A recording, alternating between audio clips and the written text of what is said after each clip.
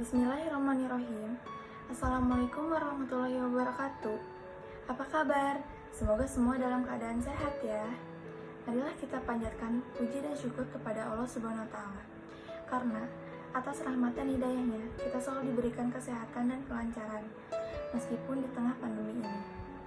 Perkenalkan, nama saya adalah Amorita absen 6 dari kelas 11 IPS 1. Di sini saya akan menyampaikan materi mengenai karya tulis ilmiah. Beberapa penjelasan yang akan saya berikan di sini yaitu ada pengertian, tujuan, struktur, ciri-ciri, jenis-jenis, dan yang terakhir ada kesimpulan. Pengertian dari karya ilmiah adalah hasil karya yang diperoleh dari kegiatan menulis dengan menerapkan konvensi ilmiah.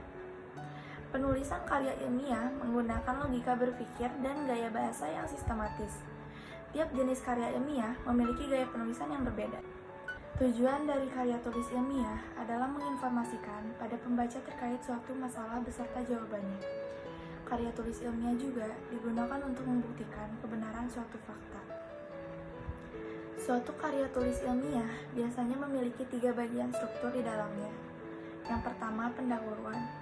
Bagian pendahuluan berisikan dasar-dasar penelitian ilmiah, dilakukan masalah yang diangkat dan mekanisme penyelesaian masalah itu.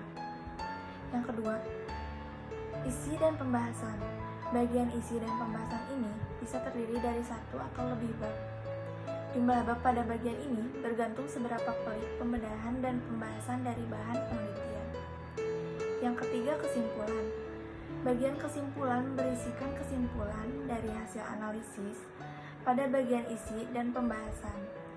Kesimpulan yang disampaikan pada bagian ini berupa penjelasan singkat dan padat. Yang harus kita pahami mengenai karya ilmiah ialah ciri-cirinya. Yang pertama, reproduktif. Arti karya ilmiah ditulis oleh peneliti atau penulis harus diterima dan dimaknai oleh pembacanya sesuai dengan makna yang ingin disampaikan. Pembaca harus bisa langsung memahami konten dari karya ilmiah.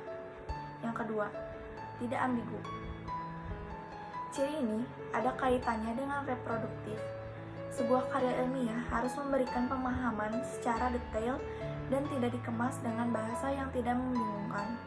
Dengan begitu, maksud dari karya ilmiah itu bisa langsung diterima oleh pembacanya. 3. Tidak emotif.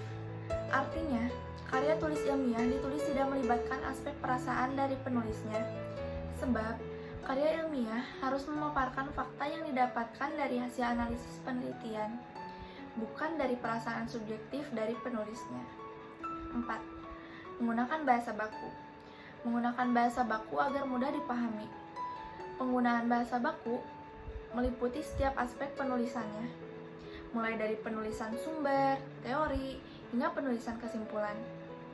Ketidakbakuan pada tulisan karya ilmiah hanya akan membuat pembacanya bingung, dan apa yang ingin disampaikan dalam tulisan tidak dipahami pembacanya. 5. Menggunakan kaidah keilmuan. Penulisan karya ilmiah harus menggunakan kaidah keilmuan atau istilah-istilah akademik dari bidang penelitian si penulis. Hal itu bertujuan untuk menunjukkan bahwa peneliti atau penulisnya memiliki kapabilitas pada bidang kajian yang dibahas dalam karya ilmiah. 6. Bersifat dekoratif. Artinya, penulis karya ilmiah harus menggunakan istilah atau kata yang memiliki satu makna. 7. Terdapat kohesi. Artinya, karya ilmiah harus memiliki kesinambungan antar bagian dan babnya. Dan bersifat straightforward, maksudnya ialah tidak bertele-tele atau tepat sasaran. 8. Bersifat objektif. Karya ilmiah harus bersifat objektif. Hal itu sangat penting karena karya ilmiah tidak dibuat berdasarkan perasaan penulisnya. Karya ilmiah harus menunjukkan fakta-fakta dan data-data dari hasil analisisnya. 9. Menggunakan kalimat efektif. Ciri ini berkaitan dengan semua ciri sebelumnya. Tujuan penggunaan kalimat dalam karya ilmiah adalah agar pembaca tidak dipusingkan dengan penggunaan kalimat yang berputar-putar dan agar memahami apa yang dimaksud si peneliti itu. Lalu ada beberapa jenis karya tulis ilmiah yang paling banyak diterbitkan oleh manusia adalah sebagai berikut. Pertama, makalah. Makalah merupakan karya ilmiah yang mengajikan sebuah masalah yang penyelesaiannya mengandalkan berbagai macam data yang ada di lapangan. Karya ilmiah ini bersifat empiris dan juga objektif. Dalam pengajiannya, makalah biasanya dipresentasikan dalam sebuah kegiatan seminar. 2. Artikel. Dalam konteks jurnalistik, pengertian karya ilmiah artikel merupakan karya ilmiah yang memuat pendapat subjektif pembuatannya mengenai sebuah peristiwa ataupun masalah tertentu. Sedangkan jika dipandang dari sudut pandang ilmiah, artikel dapat diartikan sebagai karya tulis yang sengaja dirancang untuk dimuat dalam jurnal ataupun artikel yang dibuat dengan memperhatikan kaidah penulisan ilmiah dan mengikuti pedoman ilmiah yang berlaku. 3. Skripsi. Skripsi merupakan karya ilmiah yang dibuat oleh mahasiswa untuk bisa mendapatkan gelar sarjana S1. Skripsi memuat tulisan berisi pendapat penulis dengan mengacu ataupun berdasarkan teori yang telah diterbitkan sebelumnya. 4. Kertas kerja. Kertas kerja atau work paper pada dasarnya sama dengan makalah, namun dibuat dengan analisis yang lebih mendalam dan tajam serta dipresentasikan pada seminar atau lokakarya yang biasanya dihadiri oleh ilmuwan. 5. Paper. Paper adalah sebutan khusus untuk makalah di kalangan mahasiswa dalam kaitannya dengan pembelajaran dan pendidikannya. Sebelum menyelesaikan jenjang studi diplomen, S1, S2, atau S3, sistematika penulisannya pun sama dengan artikel dan makalah, tergantung panduan yang berlaku di perguruan tinggi yang bersangkutan. 6. Tesis.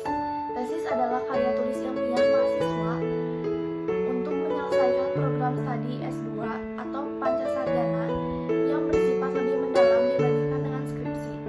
Tesis menggunakan pengetahuan baru yang didapat dari penelitian yang dilakukan individu yang bersangkutan. 7. Disertasi. Disertasi diperuntukkan bagi mahasiswa program yang meraih gelar doktor yang mengemukakan analisis yang dapat dibuktikan oleh penulis berdasarkan dengan data dan fakta yang valid. Dengan analisis yang terperinci, disertai berisi suatu temuan penulis sendiri yang berupa temuan orisinil.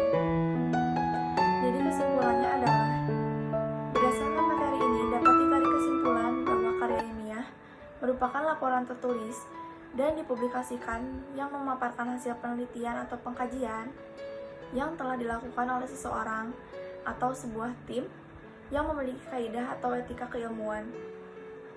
Nah, saya akan memberikan saran untuk penonton. Memahami karya ilmiah tidaklah mudah. Alangkah baiknya kita memahaminya mulai dari sekarang. Sekian yang dapat saya sampaikan dari materi ini. Wassalamualaikum warahmatullahi wabarakatuh.